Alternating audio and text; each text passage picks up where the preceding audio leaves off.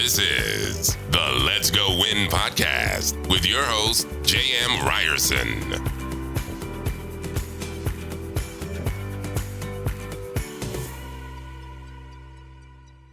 What is happening, you guys? Welcome back to the Let's Go Win podcast. I have an amazing guest on for today, and we are talking about something that we all need help with, and that is hiring good people. I have the CEO, the founder of Wedge HR, Matt Baxter. Brother, I'm.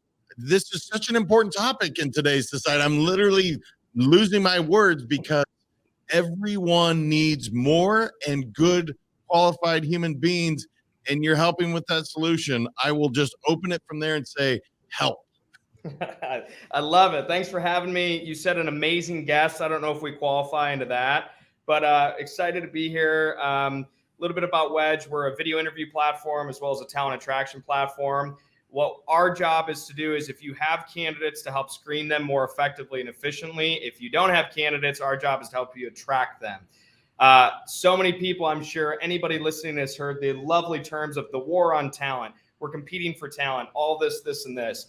And it's interesting, the more and more sort of sophisticated talent acquisition leaders that I talk to all the time, they say it's actually never been a better time to find the right talent. You just got to know how you're doing it, right? It's less about we're competing, we're posting jobs, people are applying. I think the biggest with the war on talent, the challenge for finding talent are the people who are stuck in sort of the old ways and aren't necessarily making any changes to how they're attracting talent to their organization as well too. So I'll start us there, and we can dive in wherever we need to. But I'm fired up. Thanks again for having me. Yeah, it's actually a pretty fascinating idea because the war on talent, but yet if there's not as many people in the workforce, there's clearly people out there. It's just a matter of finding them. But before we get into that, brother, video interviewing platform, you did this pre-pandemic, did you not? When they say dumb luck and you tripped into timing of things, yeah, we were background landscaping and lawn care, hired a bunch of people through that. Didn't care if somebody knew how to mow a lawn or weed whack. Seems like everybody I talked to who was in the business world, they were hiring. Resumes suck. Bringing in people is really hard. Finding great talent is difficult. And this was 5.5, 6 years ago. And so started this whole thing, and we sort of muddled along, got a little bit of traction. And it was typically the sales hesitation was video's the way of the future. That's just not for us right now, because you're dealing with HR who typically is very compliance focused, or the norm is more important than change. And so then all of a sudden COVID hit, and people who were saying no video wanted video. So it was odd to grow when so many people were struggling or having some issues. But yeah, it's been a wild ride. We've been in it for, I guess, 2015 we technically first started. So yeah, it's been a ride, and lived it through the pandemic, and we're still growing today. I'm going to just, you called it dumb luck. I'm just going to say you're clairvoyant, or perhaps you are literally, you're an innovative guy, whether you decide to or not. But so talk to me about the war on talent, brother, because obviously I think any company listening, any leaders and executives listening, how do you find the right talent for you? Because I hear it from both sides. The people hiring are like, man, it's hard to find good talent. And the really talented people are like, man, it's hard to find a good company or a good fit. Why is it so damn hard? It's like, why can't we figure this out? So I guess I'll open it up to there and say, help, because we all need it, man. We desperately need it from a company standpoint and from an individual standpoint. No, I love it. And it's such a fair question. It's like you see all these open jobs and you hear about people looking for jobs, yet there's this constant disconnect of why is this not overlapping? So I got to give credit to a guy named Bob Mesta, who's the co-author of this theory called the jobs to be done theory, how we don't buy goods and services, we hire them to do a job for us. And he has a famous quote that is all tailored around people hire companies just as much as companies hire people. So what does that actually mean? So I currently have a startup of 14 people. Do I have the best benefits package? Absolutely not. Do I have the highest pay? Absolutely not. But I do not struggle to attract talent because we fill a certain unique role for a certain type of person. If you want to be a part of something new, a part of something exciting, a part of something where you can have material impact every single day on what we do, we are a great job, or we are a company you as a candidate should hire. Are we necessarily going to be steady? Probably not. Are you going to have very strict guidelines on what you want to do today and tomorrow? Probably not. Are you going to get a text from a CEO at 7:45 at night saying you need something? Probably, right? But those are just two very different needs and desires. And so I think the first, and it's easy to come from a startup's perspective and you can be flexible, but the first thing that I think companies should start to think about is, why are people working for you? And don't follow it up with, well, we have great benefits and we have great pay. Everybody does. Everybody's saying the same exact thing. Stop trying to compete on pay all the time. I'm not saying it doesn't work at time or place. And I'm not saying there's not levers to pull, but actually think about, why does somebody want to hire your company? Why does somebody truly want to stay with you, stick with you, join with you? Is this a stage to the next thing? I had the first chief human resource officer for LinkedIn on my podcast, and he made the comment that LinkedIn made one of their focuses. They know LinkedIn is not going to be the place everybody stays, but they knew it was going to be the place that if you came, you joined, you got trained, you were going to be an asset for the next company you join. And that's one of the reasons they kept so many people, is because it was such a remarkable culture of fast-paced learning and growth. And so whatever your niche is, or maybe you need to find what that niche is, but you have to provide an opportunity for somebody to say, I want to hire that job. That job is fulfilling me in some capacity of my life. And then once you start to understand that, interviewing and talent attraction, or Jim D'Amico, he was the head of ATAP, he calls it talent seduction, becomes very easy. Because if you know that, why would I advertise pay as a startup when I know I'm going to lose to everybody all day long? I'm going to advertise, this is exciting, this is fun. You're never going to get learning curve like this, for better or for worse. That's what you're signing up for. If I know that, that's how I can go attract the certain type of person that I want, not the steady person looking for the day in, day out job. So there's a lot to obviously unpack there, but I think sort of the sound bites would be, remember, people are hiring you just as much as you're hiring them. And also, once you know the thesis or the gist or the bit around what the value you bring to people's lives, double down on that like nobody's tomorrow, until you need to change your culture, you need to change your needs, or whatever it may be.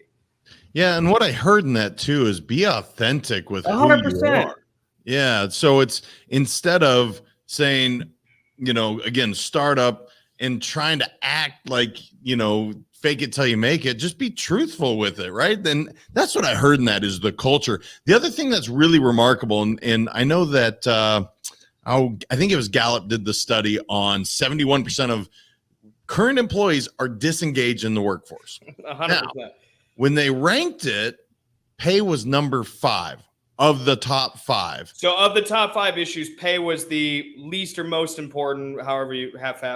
The least important of their 5. So recognition was number 1. Okay. Upward mobility was number 2 or 3. And I'm sorry, I don't know it, 100%, but it was like recognition, belief in management, no glass ceiling above their head, and importance of what they do on a daily basis. So it's pretty antiquated, right? To just talk about benefits and pay. It's like, that was kind of generations. That was my parents' generation. That's not the way we operate today.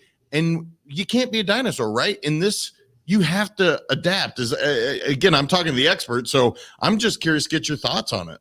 Well, I mean, so the greatest thing you said there is recognition.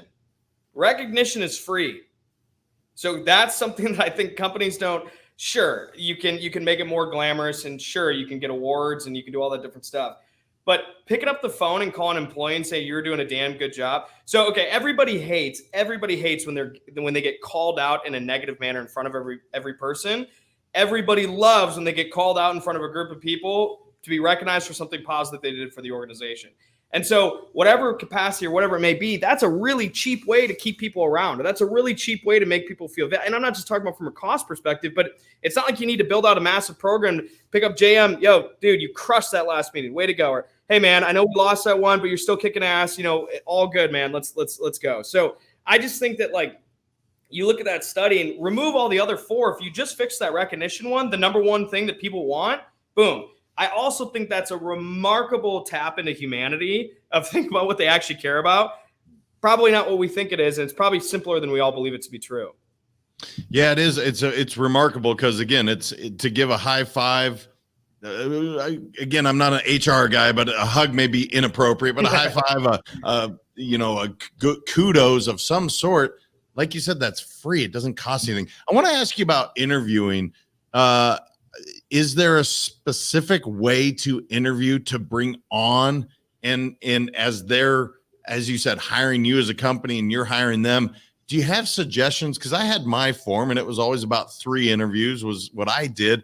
And each interview is very specific. But as an expert in the field, do you have a specific way that you go about it? I'm just curious.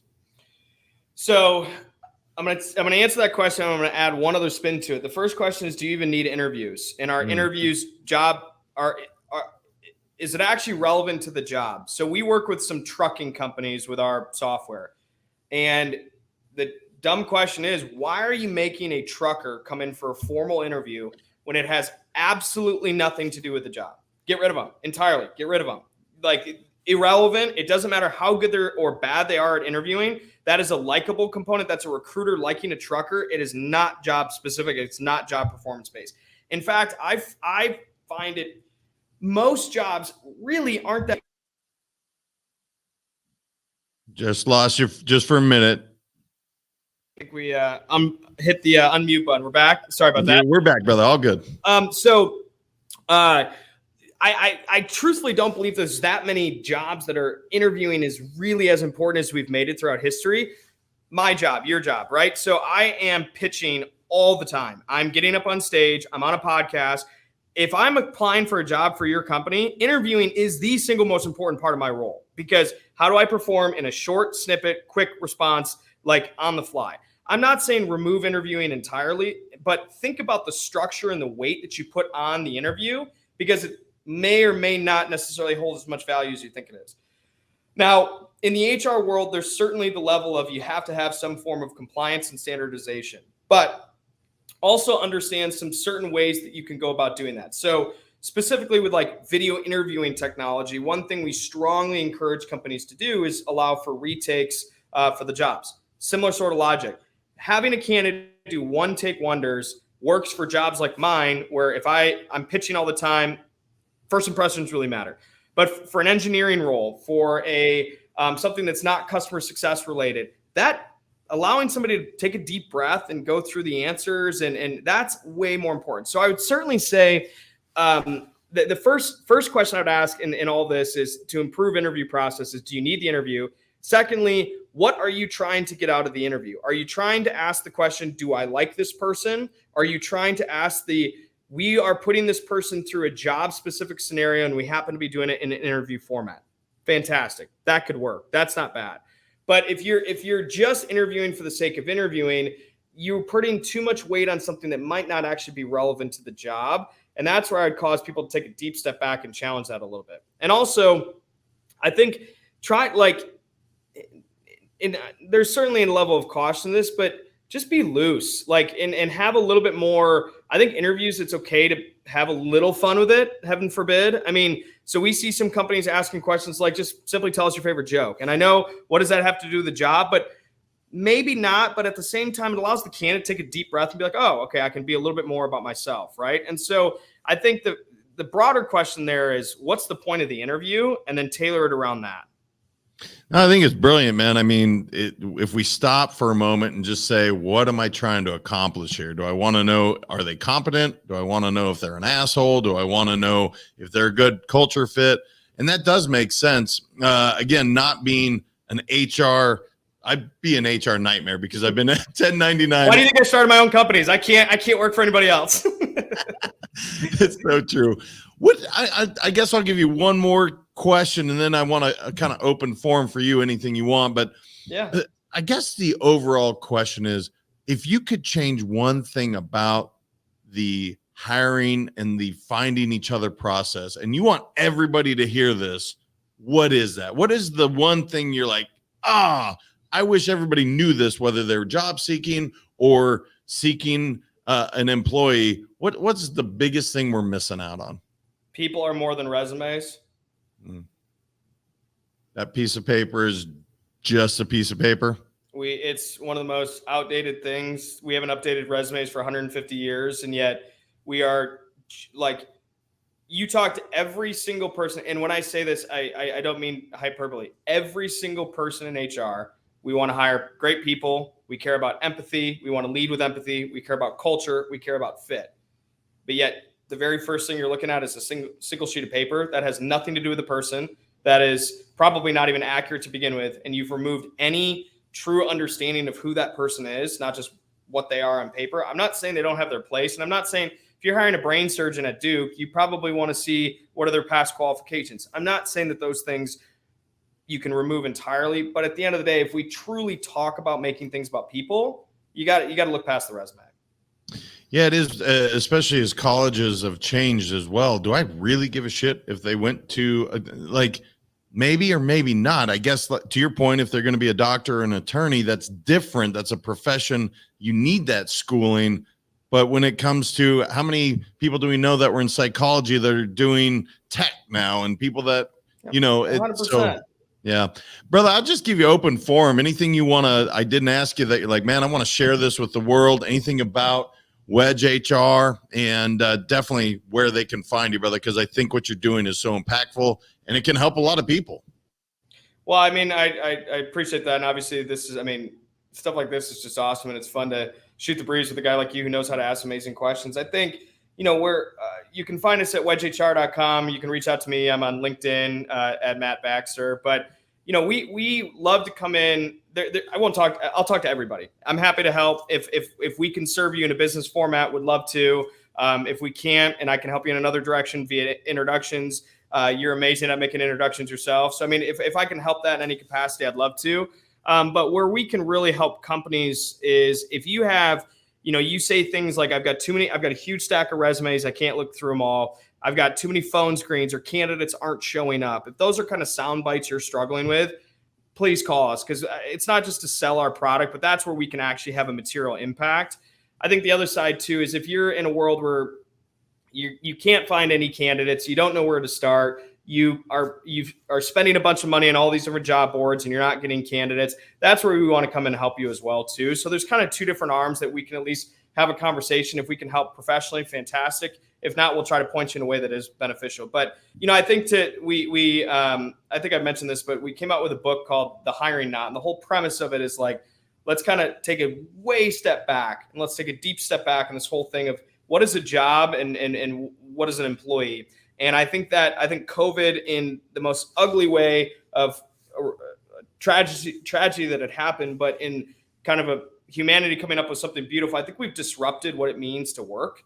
And in some ways good, in some ways bad. But I think there's things like consultants and gig economy and making those things much more accessible, I think are starting to change and disrupt. And I think they're here to stay. I think they'll evolve. But I think just being understanding of what do you actually need, not just what do you think you need because that's what the job board told you, or as a candidate, what do you actually want out of life, whether it comes from you want to make this certain baseline amount of money. That doesn't necessarily mean it's a full-time job. That doesn't necessarily mean, I know the benefits are great, I know the pay is great, but I just think taking a deep step back and say, from a company's perspective, what do you actually need to be filled? And then from a candidate's perspective, it's a candidate's market. There's an amazing time to be out there looking for a job, but take a deep audit and say, this is what I really, really want from a job right now, or this is what I really want to go do.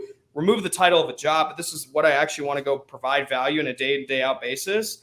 I think those questions people are starting to ask, and I think it's awesome. And that's where I am a firm believer that every person has a story, and those stories are worth telling. And I think that's true on company sides too. And let's try to bridge that gap. So, well, you guys, whether you're looking, whether you're trying to build your team, I have hired and fired several thousand through my career. And I will tell you, I wish I knew Matt about 18 years ago. And not that you were doing it yet at that time, but man, this resource is so valuable. Brother, I appreciate you sharing the wisdom, the knowledge, and taking time out of your very, very busy day. It's a huge thing that you're doing, man. And we need more of it. Every restaurant place I go to, I'm like, man, we need people. So what you're doing is so vitally important. Love it. And thanks for giving me an opportunity to share a little bit about it. And I'm fired up. Thank you. My pleasure. Obviously, guys, you see it everywhere you go right now. Places are saying, please be patient and know that we are short-staffed. It is rampant, yet there is a solution. Matt, Wedge HR is absolutely one. Go check it out. I really appreciate him being here.